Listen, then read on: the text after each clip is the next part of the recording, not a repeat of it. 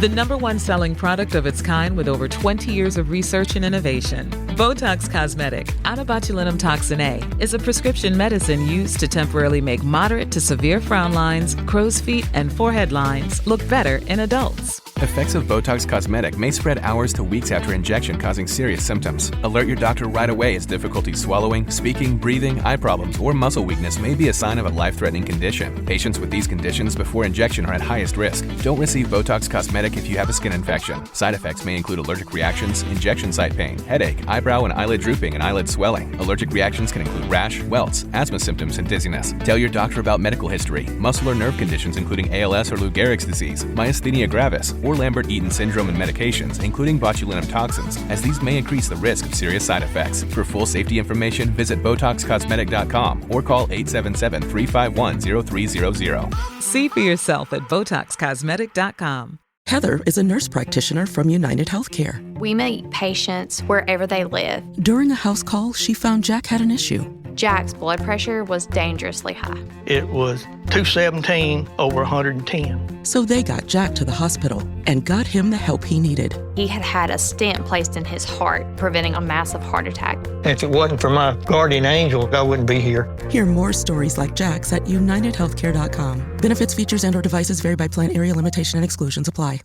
This episode is brought to you by Greenlight. Get this. Adults with financial literacy skills have 82% more wealth than those who don't. From swimming lessons to piano classes, us parents invest in so many things to enrich our kids' lives. But are we investing in their future financial success? With Greenlight, you can teach your kids financial literacy skills like earning, saving, and investing. And this investment costs less than that after-school treat. Start prioritizing their financial education and future today with a risk-free trial at greenlight.com/Spotify. Greenlight.com/Spotify. This series contains adult language and descriptions of graphic violence throughout. Listener discretion is advised. Cavalry Audio. I'm Carolyn Osorio, and this is my new podcast, The Murder Chronicles. You're listening to episode 14, The Tent Girl.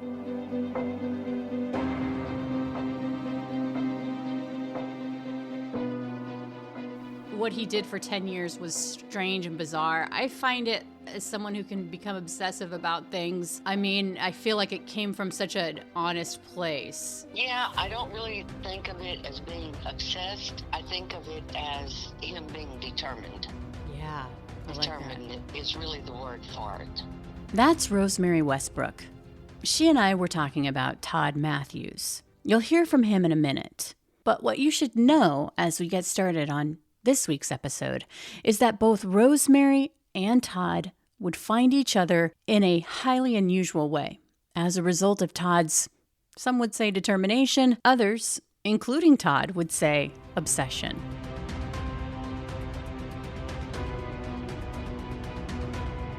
What's so cool about your story is your passion, which, you know, people always say, like, do what you love and the fruits will come, right? And I'm sure, as you described your wife, like, are you really gonna do the story and keep, I'm sure you'll admit you were obsessed.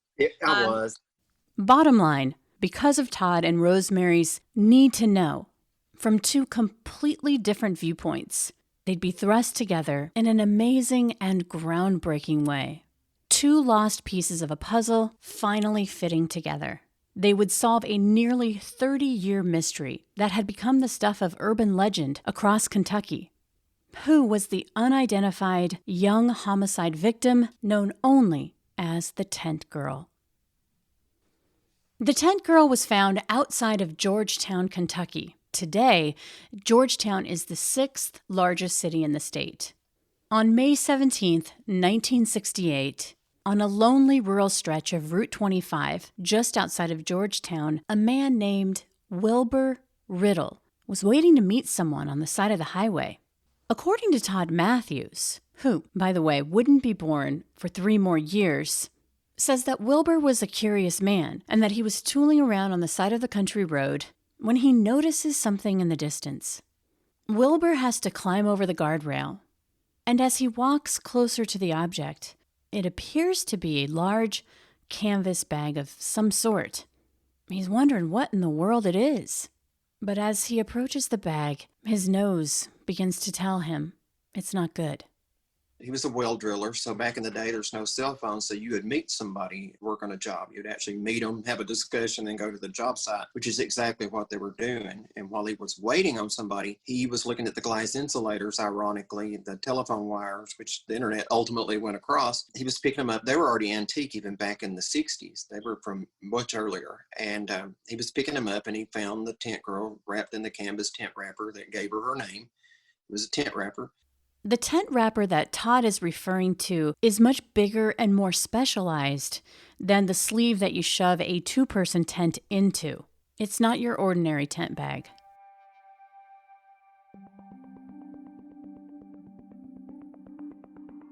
Wilbur can't help but take in the sight of the young woman in the bag. And like many people who have found bodies and say that it's something forever seared into their brains, the image of that young woman in that tent bag would invade his dreams. And it was just something that he never got over. Rosemary has been to the place where the tent girl was found by Wilbur.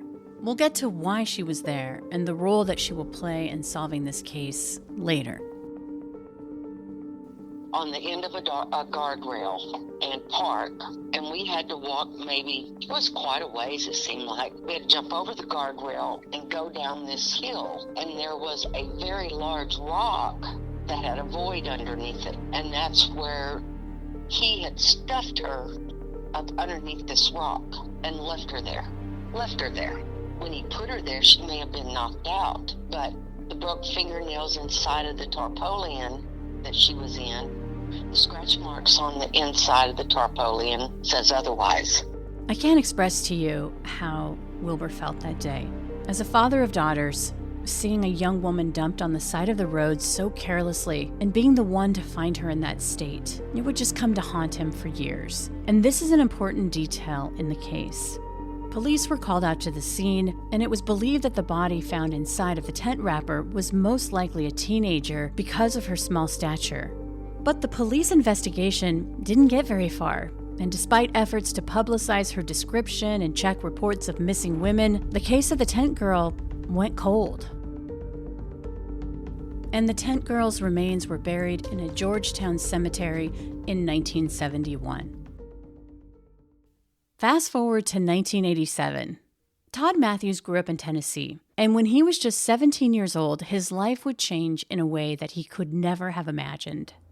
Of course, it was 1987, October of 1987, and there was three of them, three sisters. They were new girls at the school, and it's a small school, so, somebody new is noticed right away. And they were lined up like minions, walking through, from the oldest to the youngest, walking through the cafeteria. Well, I kind of liked the one in the middle, the one that I saw. She was closer to my age, and I said to my friend sitting beside me, that's a girl I'm going to marry. And it sounded like somebody else was talking. When I said that, I thought, why did I say that? And it wasn't one of those things where she was all made up with hair and makeup and, like the head cheerleader. She was beautiful, but in a very natural way. But the thing of it was, she looked familiar to me. I felt like I already knew her for some reason. So at that moment, at age 17, it was like a transition. It was like a change from a child to an adult. And I remember that. There's like periods in your life, things that you remember when there were significant changes, like the day you marry, the birth of your child, the death of your grandparent.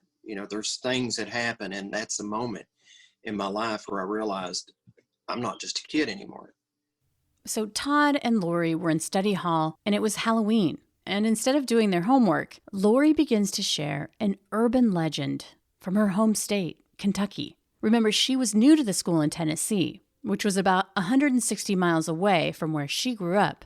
Study hall together, ironically, and she came over and sat beside me. And since it was Halloween, she started telling me about the tent girl story. The young teenager who had been found in a tent bag, murdered, her fingernails shredded, her fingertips bloody from trying to get out from that tent bag. You can just hear Lori telling this story. The details are so horrific. I felt like it was a story that I'd heard before. I don't know where or how. There was no internet, and I didn't really spend a lot of time in that part of Kentucky. And I was 17, so I didn't have a lot of time to have lived there, but it just seemed so familiar to me. Lori knew these details well because it was her father, Wilbur Riddle. He was the man who found the tent girl so many years ago.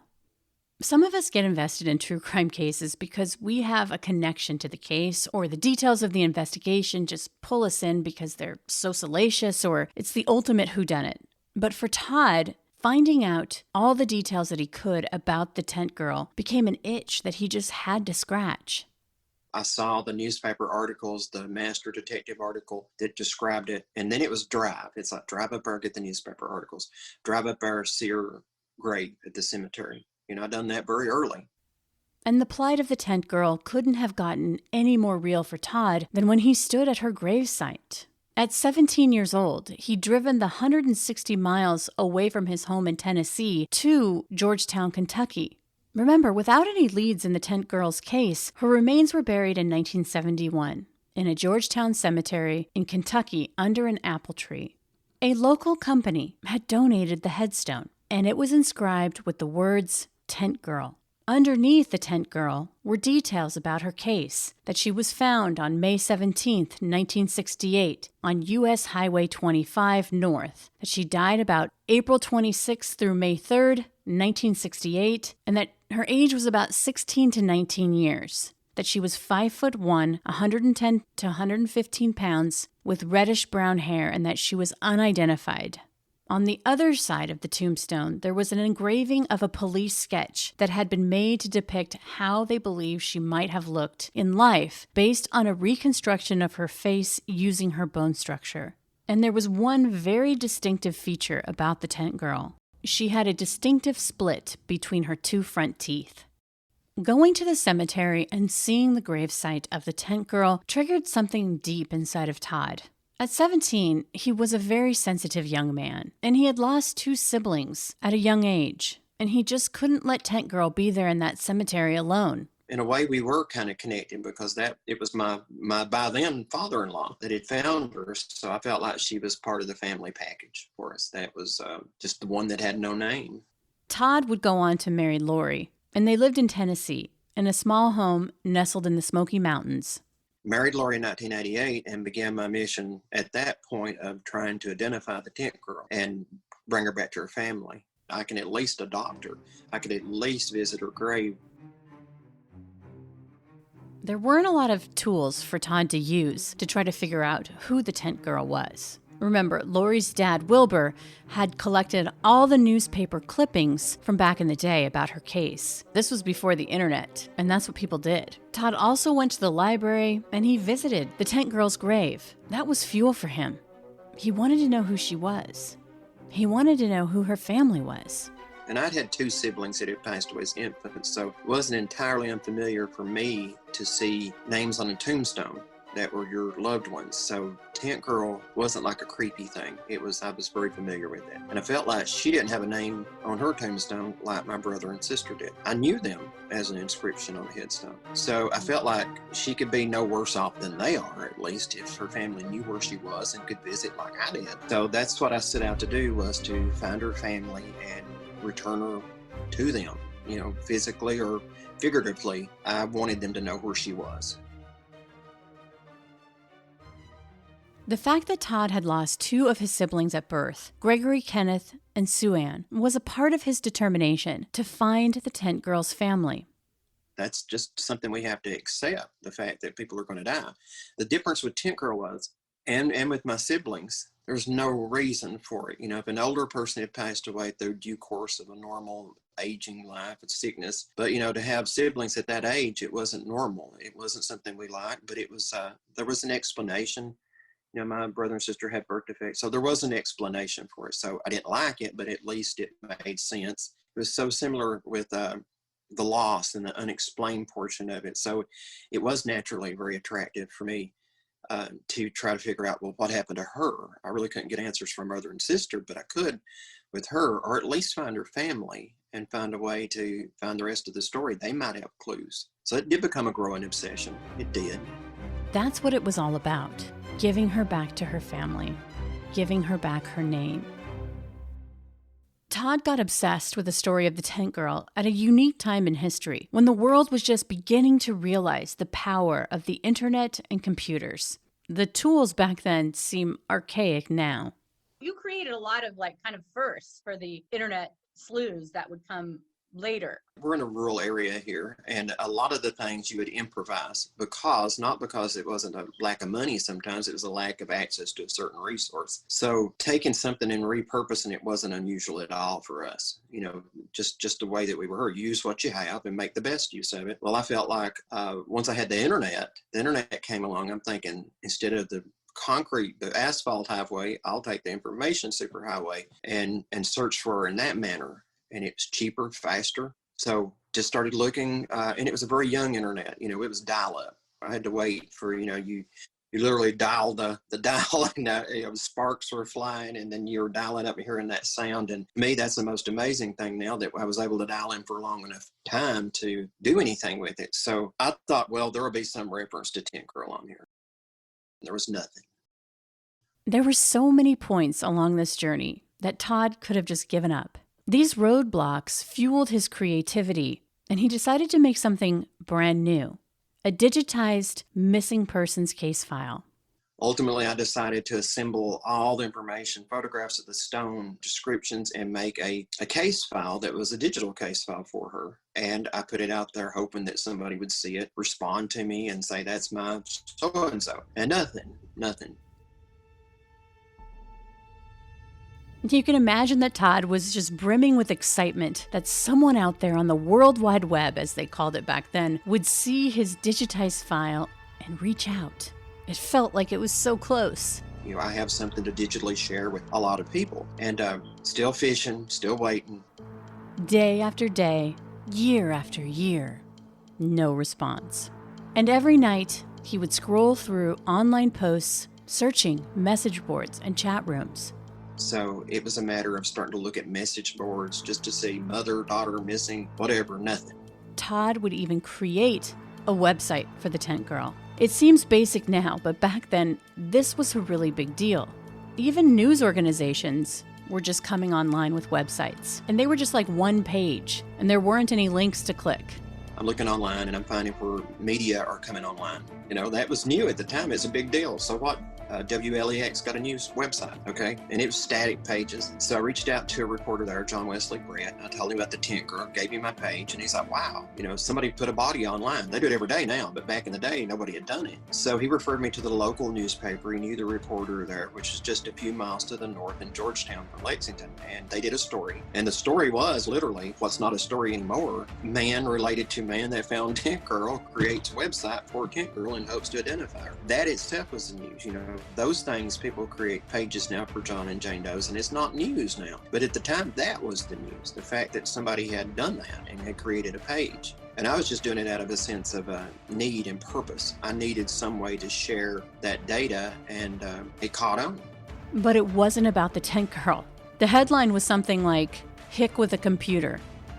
So you've been working the case from 1987 to fast forward to 1997, and you're putting feelers out via the internet. You've got some media coverage going. Yes. And then what happens? So we did the story. So the news article went out in November of 1997. That was great. It was, and it wasn't the story that I was hoping. I was hoping it was going to be more of a Tent Girl story, but it was like some redneck in Tennessee made a. Yeah, it was just like, well, that's not exactly what I was going for, but, build on what you have. But it did give me a reference point. So I had the Tent Girl's face, I made a poster for her. I had a news article, so I kept looking, for other people. I thought, build it and they'll come. Well, they didn't. We'll be back after a quick break.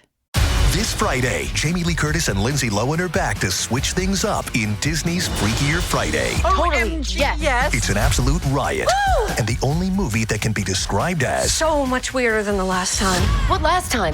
It's the Freakwool. You ready? We've been waiting for.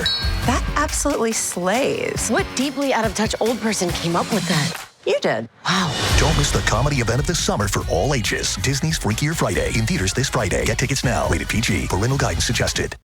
It's Wednesday Addams. I see you're trying to distract yourself from your own banal thoughts. Let me help. Here's a recording thing made of my latest root canal.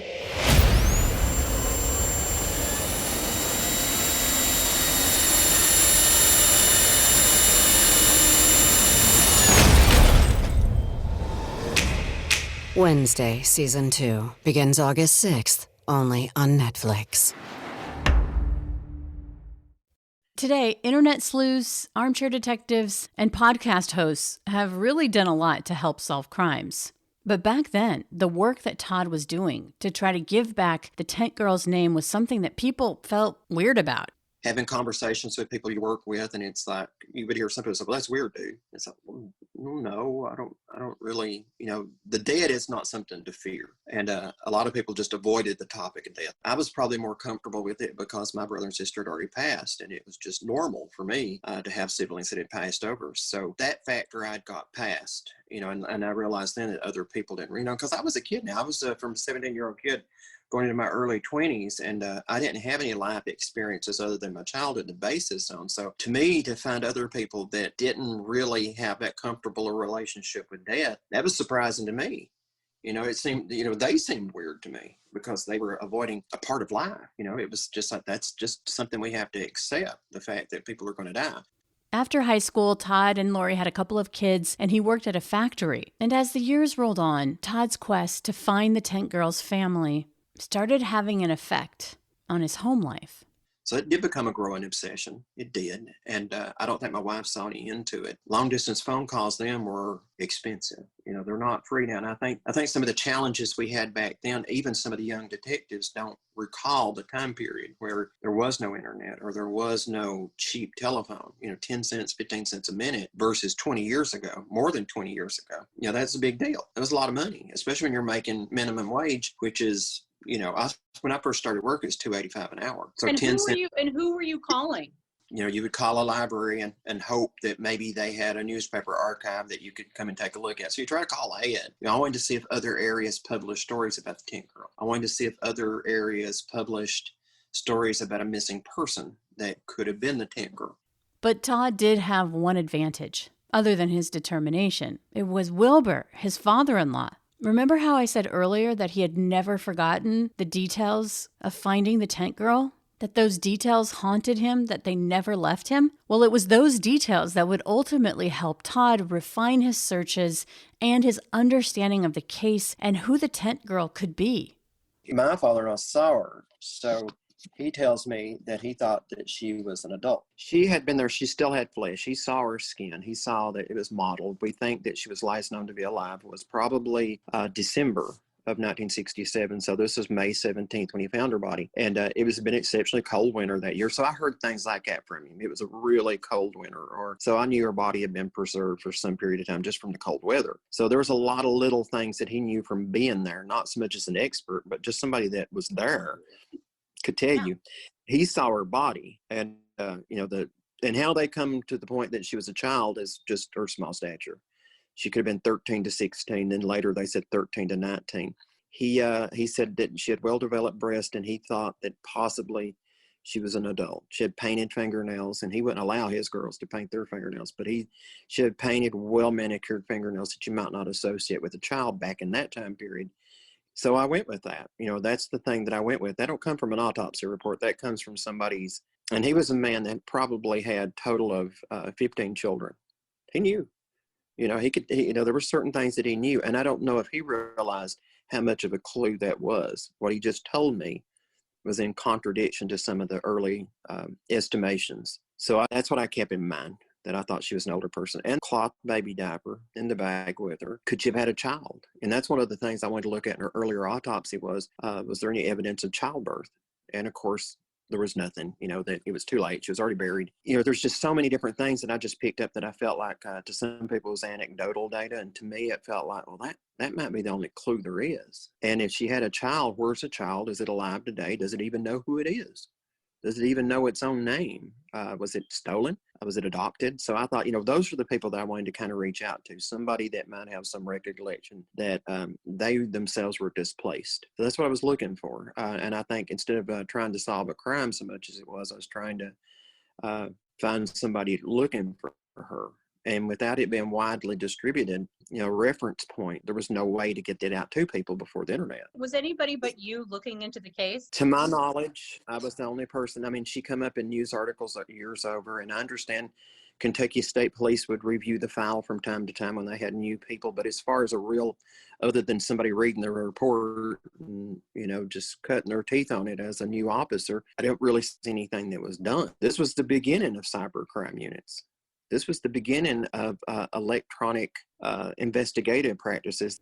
Even though Todd tried to keep a sense of normalcy in his family unit, there's no doubt his pursuit of the Tent Girls case was having a real impact on his family. A lot of times I'd let my family go to bed and then sneak back up after they settled to give them an air of normalcy that I'm not just going to sit up all night long looking for a girl that's passed away. You go to bed and just simulate normal things with them and sneak back up and then continue looking. And that's what I did. I wanted to try to make them feel comfortable and not have a sense that I was spending a lot of time every day doing this. Lori knew all too well what Todd was up to with the Tent Girl. His quest had become a part of their daily lives. And imagine growing up with Wilbur, who'd been irrevocably scarred and consumed with the case. It's absolutely understandable that Todd's investigation of the Tent Girl pushed Lori to her limits. Reminding her, you brought this here. You brought this to me. So it's not like something that was my muse from earlier. You brought it here. And I think that was the one thing that kind of kept her from being at the breaking point, like me dreading the phone bill coming. Like, oh my God, I've talked more on the phone than she realizes. And we're going to get a bill that's $53. And maybe I made $239 this week. Yeah, she's going to be pissed. And I don't blame her. So it was things like that.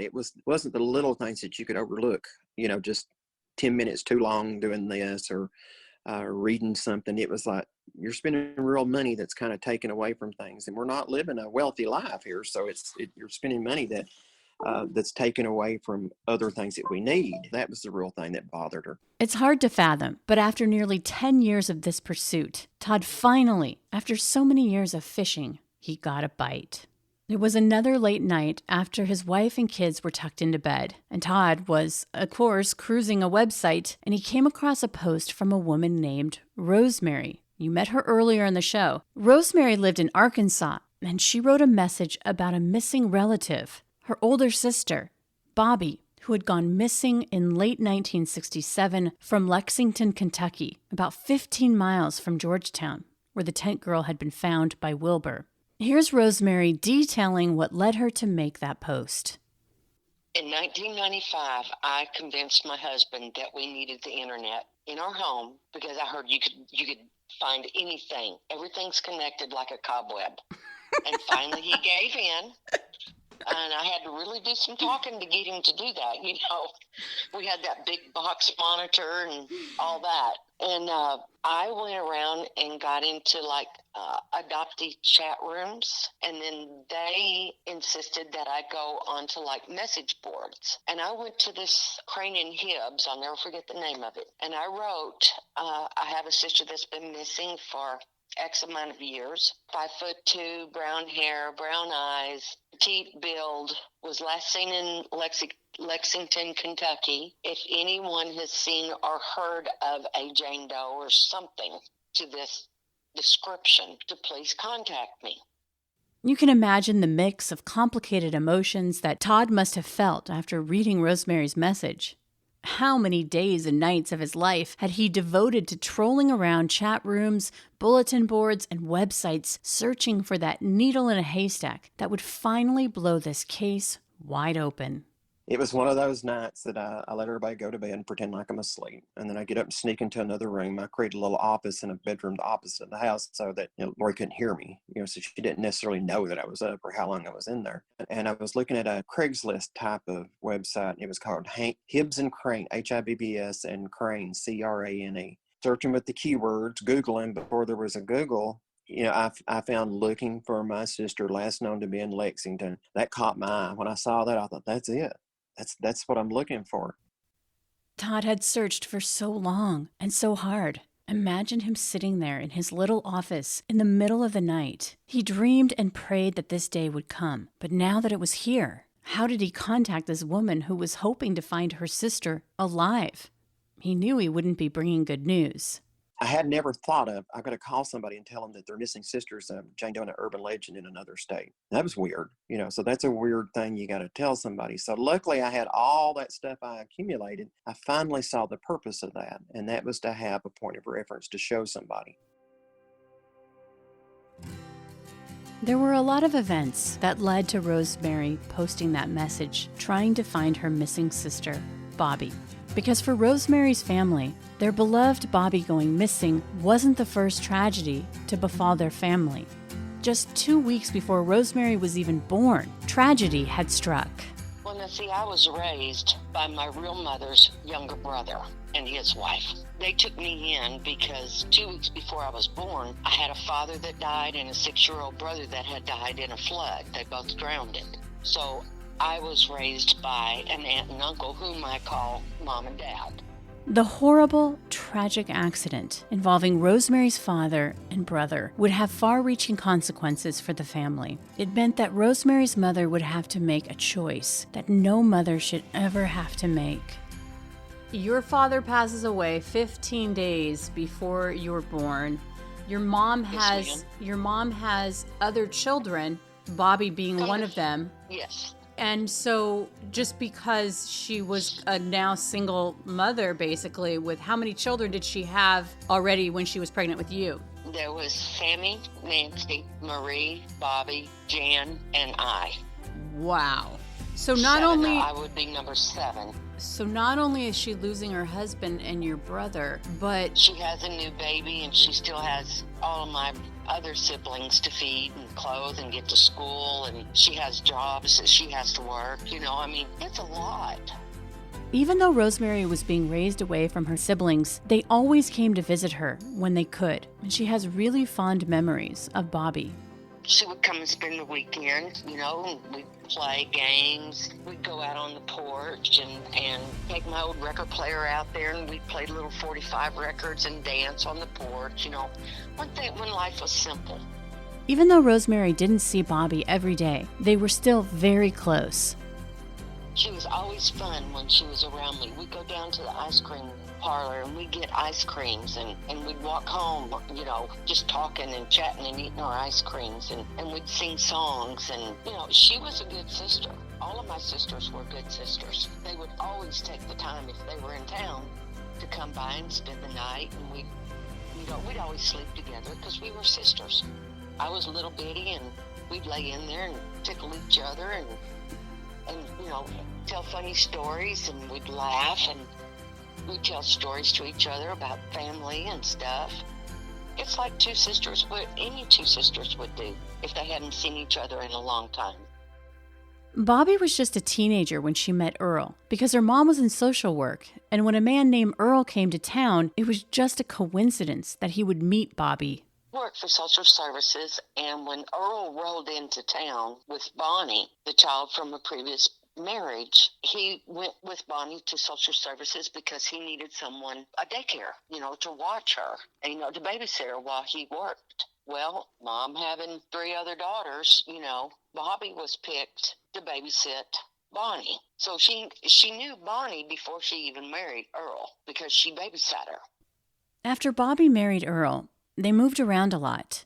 He worked for the carnival, and even though she wasn't physically close to her family now because of their lifestyle, she still talked on the phone with them regularly. She had always had their support, and that would never change.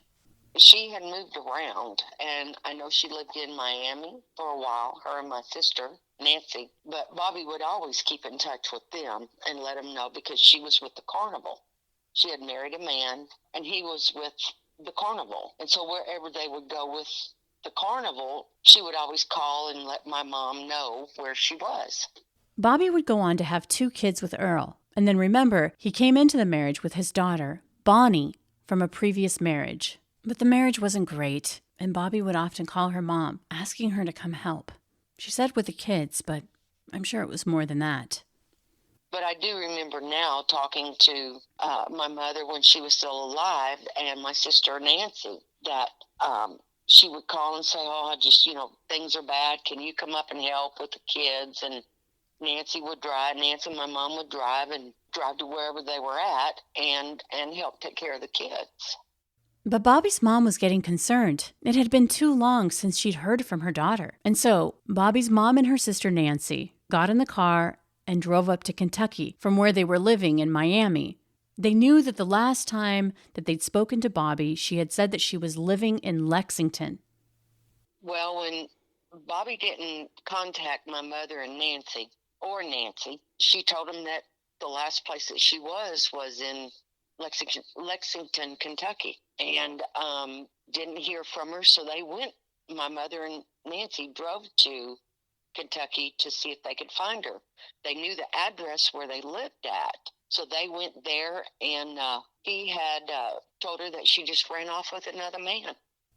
Bobby had an 8-month-old little girl, Michelle, and a 2-year-old boy named Sonny, and then her stepdaughter, Bonnie. It's believed that Bobby went missing around December 7th, 1966. And when Bobby's mom and sister drove to Kentucky from Miami, she hadn't been missing for very long. And they didn't take Earl's word for it, that she had just run away with another man.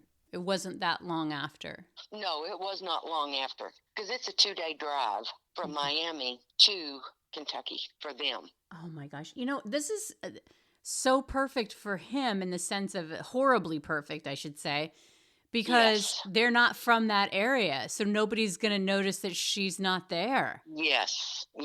Which he took advantage of. Yes. Did your mom and sister believe him when he told them that? Oh, no, because her purse was there. The Murder Chronicles will return in a moment. It's back to school season, and Clorox is donating 2 million disinfecting wipes to classrooms across America. Because back to school means things can get a little bit messy. Just ask second grade teacher Mr. Torres. Put me and just one Clorox wipe on a team, we can take on crayon smudges, sticky fingerprints on every surface, sneezes on the door handle, juice box explosion by the sink, snack crumbs, and don't even get me started on the bathroom passes. Clorox disinfecting wipes. Teacher's #1 wipe. Think about it. Bathroom passes. Clean feels good. Based on unit sales data. Hello, Nigel here. As an owl, I love to be awake all night, but allergy sufferers like you probably don't feel the same. So take Zysol at night to relieve allergies while you sleep. Then wake up fully refreshed for a more productive day. Zysol works fast and offers 24-hour continuous relief from sneezing, runny nose, itchy watery eyes, and itchy nose and throat, so you can enjoy doing the things you love all day long. Be Wisol. Take Zysol at night. Use as directed. Starts working in 45 minutes. When Bobby went missing, Bonnie, Bobby's stepdaughter, who was in 1st grade at the time, and who called her mom, later she would recount what she believed was Bobby's last day. Because he had the car loaded. Now, this is Bonnie. When she got older, she remembers them arguing one night. Because they lived in a 1-bedroom apartment up above, I believe, a restaurant. And she remembers her getting up and Bobby getting her ready for school and got her off to school. At the end of the day, Earl shows up with the 2 babies, the 2 little ones, and no mom. She said, "Where's mom?" Oh, she ran off with another man. And so he took them to a friend's house and dropped the kids off, and remembers the friend's wife, the gentleman and the lady that Earl took them to. She gave him a bath and made him supper and got him fed. And she said she went to sleep before they had gotten back. So I'm sure he had a friend to, I'm going to say this, dispose of her probably that evening or that late afternoon. You think he had help? He had to have. Now, we'll never know for sure, but Rosemary is convinced that Earl is the person responsible for murdering her sister and that he had help in disposing of her body. Bobby's mom and sister knew she would never leave her children, and they knew only too well what Earl was capable of. I remember my sister Jan went to visit Bobby and Earl, and they lived in a camper. And my sister Jan and Earl got into an argument, and he picked her up, my sister Jan, and threw her out the door of the camper over an argument. That's how abusive he was. And he wasn't even married to my sister Jan. So I can only imagine that if someone made waves against what he wanted to do, he was held to pay. Rosemary would go to the place where Wilbur had found the tent girl's body on May 17th, 1968. She imagined Bobby being stuffed in that big canvas tent bag. Remember, both Earl and Bobby worked for the carnival. Bobby did the ducks, where the ducks float in the water and the kids, pick a duck out and it's got a number on it. And whatever number that they picked, that's the prize that they won. So, she was well known in the circuit. I didn't realize that she worked for the circus as well. Yes. When Todd's father-in-law discovered your sister, do you know Correct. that area very well? Can you describe it? I've heard that it was like out in the backwoods, and I don't know if that's just... We had to stop by a guardrail on the end of a guardrail and park, and we had to walk it was quite a ways, it seemed like. We had to jump over the guardrail and go down this hill, and there was a very large rock that had a void underneath it, and that's where he had stuffed her up underneath this rock and left her there. So when they did find her, they knew that she wasn't dead. When he put her there, she may have been knocked out, but the broke fingernails inside of the tarpaulin that she was in, the scratch marks on the inside of the tarpaulin says otherwise. What does that do to you to know that? Breaks my heart. Oh, breaks my heart to know that somebody could do that, not only to my sister, but to anybody. You just don't do that. Yeah, I'm so sorry. Oh, my gosh. Thank you, honey. We know now that Earl had never filed a missing persons report on his wife, and Earl was never interviewed by local police, even after Bobby's mom and sister tried to file a missing persons report with local law enforcement. They went to the sheriff's department down there. They told them, there was no communication between states. They didn't have all the technology that they have now. So they were told to go back home to Miami and file a missing persons report in Miami. Well, back then, a missing persons report went in a file drawer, not online, not connected to any other sheriff's office or police department or anything like that. So I'm sure that when they filed that, it was in the records, but it was in a file drawer. That is so bizarre that they told you guys, or told them to go back to Florida to do that when she was missing from Kentucky. Right. But now you got to figure this is 1968. I know, but even 1968 standards, that just seems like total blow off. Odd, doesn't it? It seems like the complete blow off. Yes. Because who's going to look for her in Miami? She's not. That's exactly right. With no help from law enforcement, and Earl standing behind the fact that Bobby ran off, the years slowly began to tick by, and they never heard from Earl again. I think that they suspected by Bonnie remembering the arguments and the abuse that he gave to Bobby. She remembers. She was 5. That's a very impressionable age. Absolutely. And then all of a sudden, Mom not being there, and then being drove to Ohio, and all 3 kids were given out to his family. He just gave them away and left. One got legal guardianship, and 2 got adopted out, but they were in 3 different families. You guys were never even consulted with this? No. All he told our family was that she ran off with another man. And your mom never heard from him again? No. But it wasn't like they ever forgot about Bobby. We always, talked on the phone. Have you heard from Bobby? No. Have you, called different family members? Has anybody heard from Bobby? No, nobody's heard from her. Wow. And really, my mom and dad here in Arkansas, and every year I would ask Dad, when the state fair come around, or where we live at, the Saline County Fair would come around. Daddy, can we go look for Bobby? We'd always go to the fair. Well, I'd ride some rides and have a little bit of fun, but trust me and Daddy's eyes and Mom's eyes were looking in each booth, asking at just random, just booths of whatever that, they were doing. Do you know this lady? We'd always carry a picture. Do you know this girl? Her name's Bobby. Have you heard, anything? Do you recognize her? And everybody'd say no. But that didn't stop us from asking everyone. Fast forward to January 1998, when Rosemary got a response from Todd about her post trying to find Bobby. Well, it wasn't up there very long, and I got this email from Todd Todd says, I have information about your sister. And I'm thinking, yeah, it's probably a scammer or something wanting me to buy a list of people, you know. There was a lot to overcome as Rosemary and Todd began to build their trust. Of course, they're looking at, the internet's so new. There's pirates on there, but they couldn't really figure out what it was that I was looking for. So I wasn't wanting anything. I was trying to give her sister back. So she had a lot to absorb. She had put out a message. She had dropped her line in the water and she got it back. So, and I had to give her a little bit of time for that. She had family that she had to reach back out to, explain like I might have found her, but she's not alive. And I think that's what they was hoping not to find.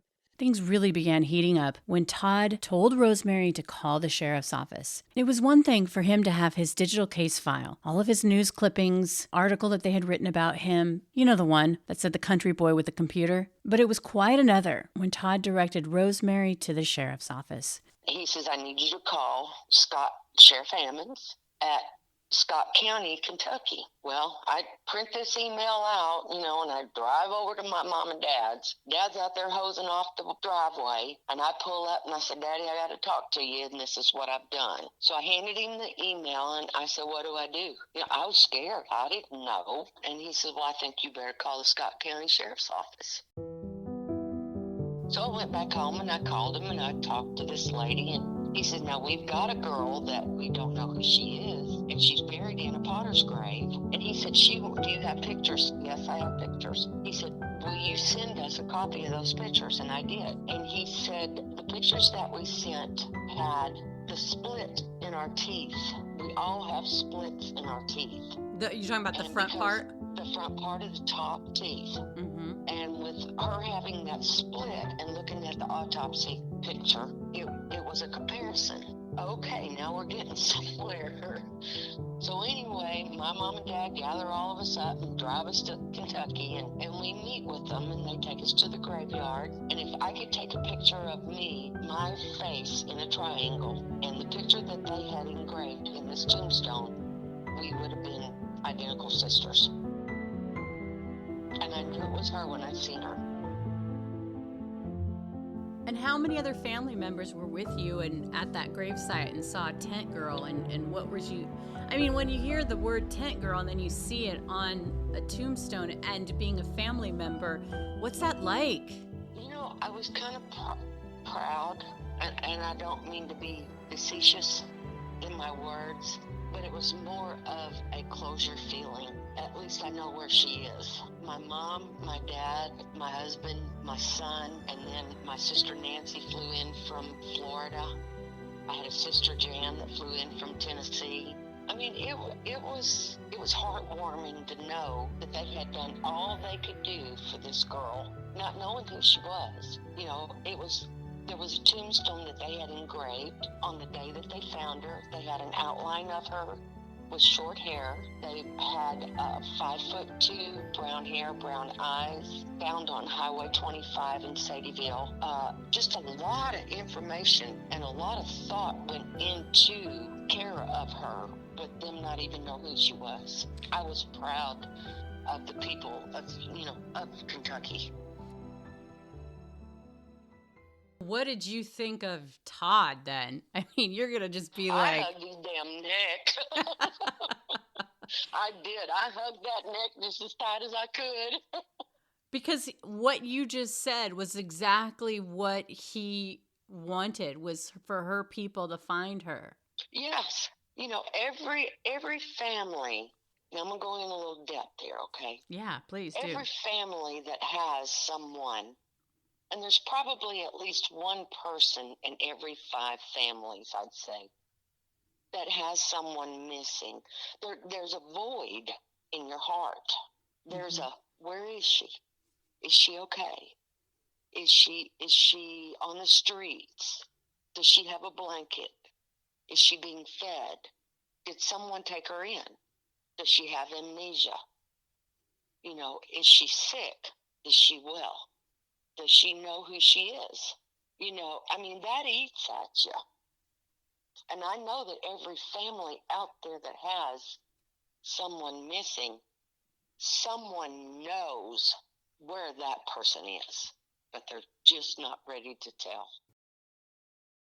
A DNA test was the only way to know for sure, and that would mean exhuming the body. Unfortunately, because it was winter, they would have to wait for spring before they could exhume the body. So 3 months later, in March of 1998, DNA from the tent girl's bones were sent to the lab to be compared with Rosemary's DNA swab. You know, that had been a little bit of time. It was winter. The ground was frozen at times. So once they were able to dig her up, the DNA was submitted. And by then, all the news media was soaking in. We were getting these early stories of tentative ID, and Hillbilly has a computer, by the way. So there was just a lot of things like that. If I look back at it now, it'd be offensive to see some of that. It's like 48 hours was getting embedded, and it was a time period. So it took 6 weeks. It went to LabCorp. On April 23rd, 1998, the Scott County Sheriff's Office announced that the tent girl had been identified. She was Barbara Ann Hackman Taylor, who went by Bobby. When the story broke, there were a lot of emotions. But now that Bobby had been identified, the question became, who murdered her and left her in a tent bag in the backwoods of Kentucky? Bobby's husband, George Earl Taylor, had been employed at a carnival. And now that Bobby had been identified, he was the prime suspect in her murder case. Ironically, George Earl Taylor died of cancer in October of 1987. But one of the most ironic things, he died the same month and the same year that Lori told me about that story. October of 1987 was the year that Earl Taylor died. They've never said for sure that he was the one that killed her, but circumstantial evidence leads them to believe that that's what happened. Posthumously, law enforcement believe it was him. Now, I have to think that probably there was somebody that had to know. Ironically, we found out that he worked for a carnival. He's a carnival worker. The family knew that, but they didn't know about the tent bag and the tent girl. So that's where that come into play. It made sense. Circumstantially, he worked for a carnival. He had access to that type of material. So it all just fell together. The pieces just fell together. It makes sense. Why a tent bag? Where would somebody get a tent bag that's as big as a sleeping bag? It was odd. I think that was where it all made sense, and that's where it was being proven to us. That's it. The family decided to re-inter Bobby in the Georgetown Cemetery where she'd been buried under the name of Tent Girl, but they placed an additional stone under the original grave marker with her birth name, nickname Bobby, and the date of her birth, presumed date of death, and the inscription, loving mother, grandmother, and sister. And Todd says that giving Barbara Ann Hackman Taylor her name back was worth following his heart and doing what he believed was right. For Tent Girl, her family, and beyond. Back in the day when this happened and they called you hillbilly with a computer, I mean, that's pretty... I'm sure that's not how you saw yourself. Well, and they said it a little nicer with the way they said it. When they introduced the story on 48 Hours that come out in May, they said, and the answer come from, of all places, Tennessee, and of all people, a farm boy. I'm not even a farm boy. I'm not. I live in between suburbs and the rural area, so it's not. In no way. I'd never milked a chicken or anything like that. So it just I'm not a farm boy, and it's okay to be a farm boy. I just wasn't a farm boy. So that was the crazy thing. It was like, I think they're more amazed that I had enough intelligence to do it than the actual fact that I did it. That was something you had to think about. It's like, oh my God, they're more amazed that I had the intelligence to do this and the access to a computer. So, and that is a little insulting. They wouldn't do that today. It's totally different today. But, we were just learning these things at the time. So it was new to everybody. So I think they was impressed. I felt like Forrest Gump. It's like, wow, They don't think a lot of me. They think I just stumbled upon this, but no, there was a lot of work in it. I didn't know what I was doing. I didn't know that it was in any way a groundbreaking use of the internet. I didn't know that. I just knew I'm doing what I think is the right thing to do. You became like a, cause celeb for a short period of time, or maybe for a long period of time. Like what was that like for you? And did it feel great to have that vindication that this decade of your life was not for naught?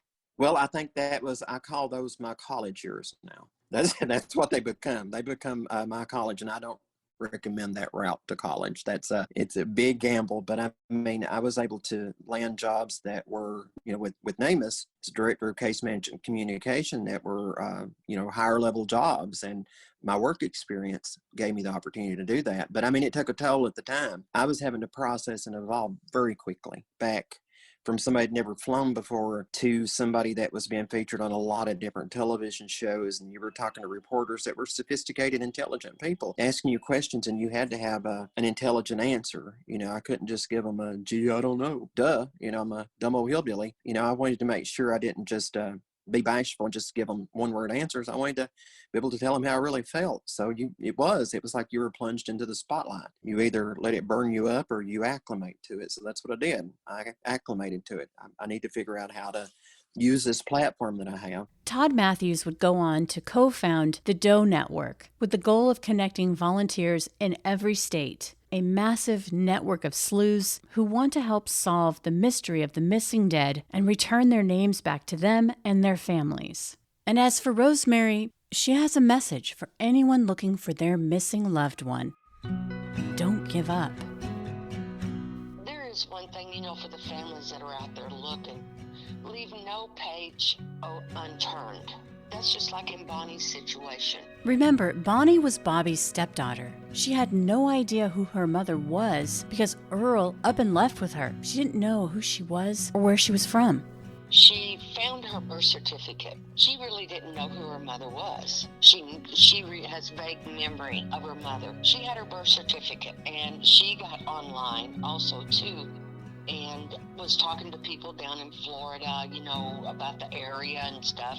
And so she met this lady that was very kind enough, you know, to visit with her and get a little in-depth in her story. And Bonnie turned the birth certificate over, and it had an address on it of where she was born. Well, she had the girl to drive over to this address, thinking it was a hospital. And she got back with Bonnie, and she said, Bonnie, there's a house there. There's not a hospital. That's where her mother lived. Was her mother still alive?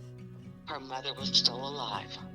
Oh my gosh, what happened? So my advice to everyone out there is check everything. Don't miss a line on something that you can investigate or check out. She found her mother, and it was right there on the back of the birth certificate. Don't give up. And had her mother been searching for her for years? Yes, and knew nothing of which way to go. Nothing. Knew nothing. Earl had just taken her? Just took her and moved on. What did you feel when you found out that he died of cancer?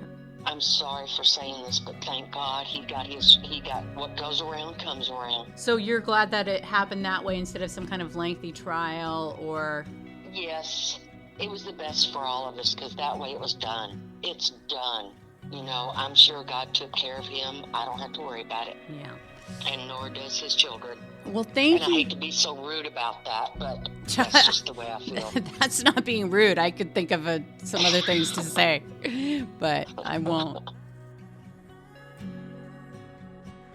And I want to thank you for listening to the Murder Chronicles. And as always, if you have any cases that you'd like me to cover on the show, please reach out to me at themurderchronicles@cavalrymedia.com.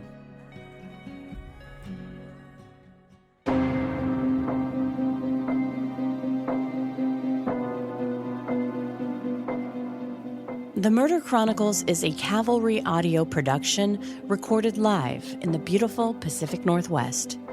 We're produced by Brandon Morgan and myself. Our executive producers are Dana Brunetti and Keegan Rosenberger. Josh Windish edited and mixed this episode. Music by Soundstripe. For Cavalry Audio, I'm Carolyn Osorio, your writer and host. Thanks for listening.